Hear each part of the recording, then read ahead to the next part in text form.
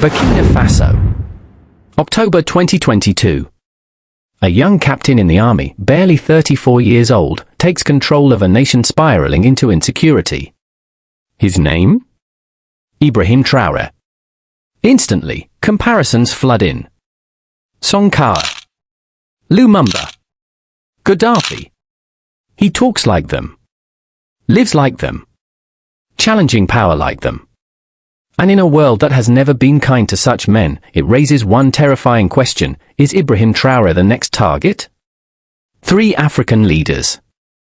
3 assassinations. And one leader today who seems to be walking the same tightrope over the same abyss. What if there is a pattern, an invisible thread, linking each of their deaths? And what if that same thread is tightening now, around the neck of Burkina Faso's boldest voice? To understand the storm surrounding Ibrahim Traoré, you must look back. Not just years, but decades. Africa's independence came not with finality, but with compromise. Colonial flags were lowered, yes. But foreign influence never left. It only changed form. From the 1960s onward, a handful of African leaders tried to challenge that grip. They demanded ownership of their own resources, forged alliances beyond the West, and sought to remake their nations in their own image. But one by one, those leaders fell. Their deaths were not always headline-grabbing. Sometimes they came quietly, in coups, in accidents, in sudden illnesses. Other times, they came violently, sending shockwaves across continents. Now, Traoré stands where they once stood. In a military jacket, holding firm to ideals the world finds dangerous. Ideals like national sovereignty, regional solidarity, and the rejection of external control. But can a man survive when he holds a torch the world has extinguished so many times before? Ibrahim Traoré didn't grow up with privilege or power. Born in Bondakouy, a small town in Burkina Faso, he studied geology before joining the military. But it wasn't geology that shaped his destiny, it was disillusionment. From the beginning, he understood the fragility of institutions built on promises instead of justice. Friends disappeared into poverty. Communities ravaged by insurgencies waited for aid that never came. In 2022, fed up with political corruption and the growing threat of insurgents, Traoré led a coup against President Paul-Henri Damiba. The people, weary of empty promises, welcomed him like a savior. Not because he was the most experienced, but because he dared to be different. He speaks softly, walks humbly, and wears military fatigues like everyday clothing. He's been seen eating with soldiers, sleeping in barracks, and rejecting the luxuries of state power. His speeches are stripped of the usual varnish. They are raw, direct, and dangerous to those who prefer Africa to remain predictable. To his supporters, he is hope. To his enemies, a threat. And in geopolitics, threats are rarely tolerated for long. 1960, Congo. Patrice Lumumba rose to power with the promise of true independence. But within weeks, chaos erupts. Western nations grew uneasy. Lumumba, desperate for support, reaches out to the Soviet Union. And just like that, the wheels begin to turn. Behind closed doors, meetings took place. Memos are written. Deals are struck. Lumumba, once the shining star of Congolese independence, becomes an inconvenience. He is arrested, tortured, silenced, buried in secret. His body dissolved in acid. Decades later, Belgian officials admit partial responsibility. The CIA declassifies memos that point fingers at their own involvement. It was never just about Lumumba. It was about control, about precedent, and about warning others who might follow in his footsteps. Leaders like Traoré. Burkina Faso.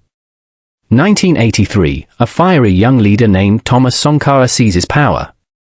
He changes the country's name, launches vaccination campaigns, distributes land to peasants, demands that African nations stop repaying colonial debts. He calls foreign aid a weapon and dependency a trap. For 4 years, Sankara ruled with integrity.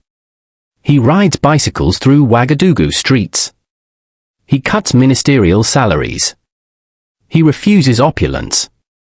But outside forces see his independence as rebellion. Foreign diplomats grow uncomfortable. Regional powers whisper. In 1987, he was gunned down during a meeting. The man who replaces him, his closest ally Blaise Compaoré, rules for 27 years. The parallels to Traoré are impossible to ignore. A young officer. A bold agenda. A crackdown on foreign control. And now, a target painted on his back.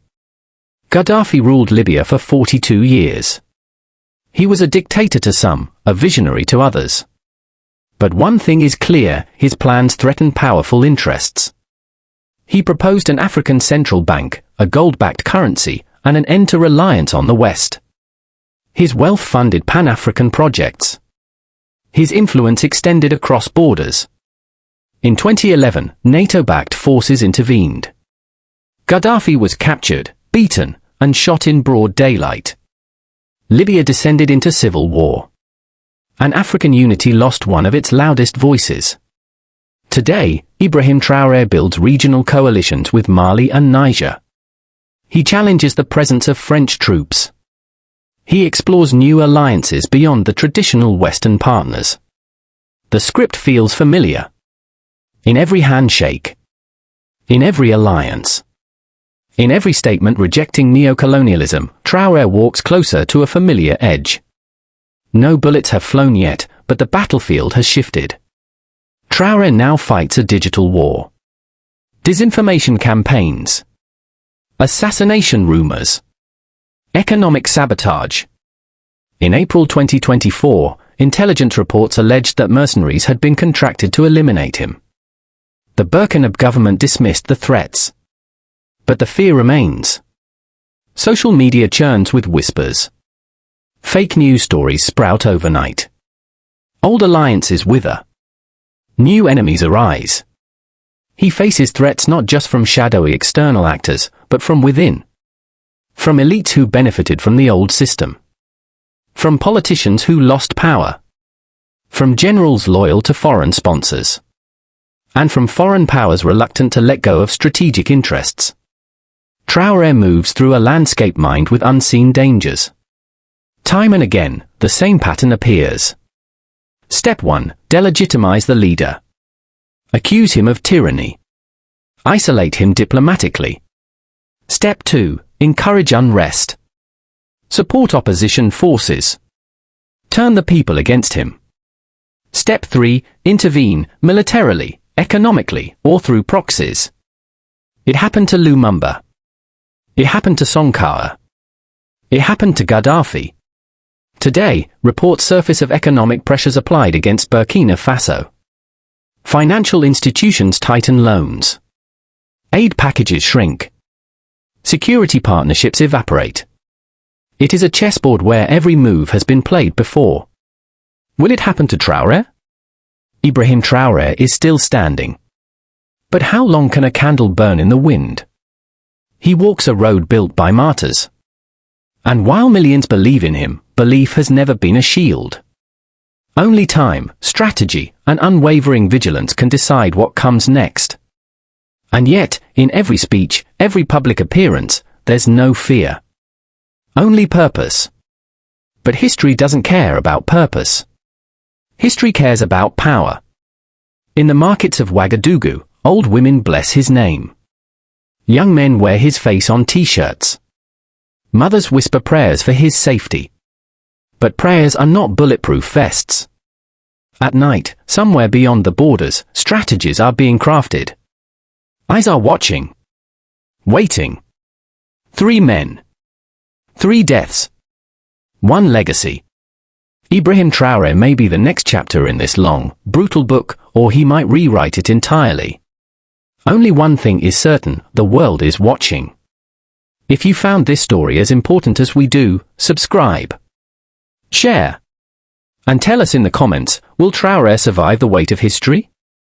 And next week, we return to another case the world tried to forget, but history refused to bury.